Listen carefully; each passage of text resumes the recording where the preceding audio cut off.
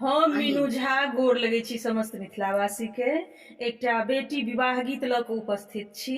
संग दऽ रहल यऽ श्रीमती नीलम झा। धन्यवाद। जय मिथिला, जय मैथिली।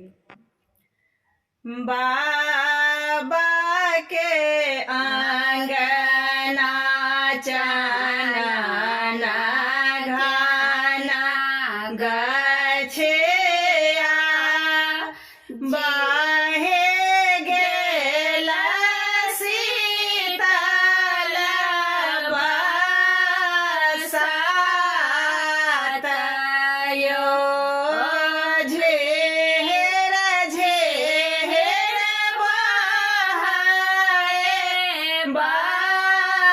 बरसात यो ताहे तारा बाबा पलंगा ओछाओला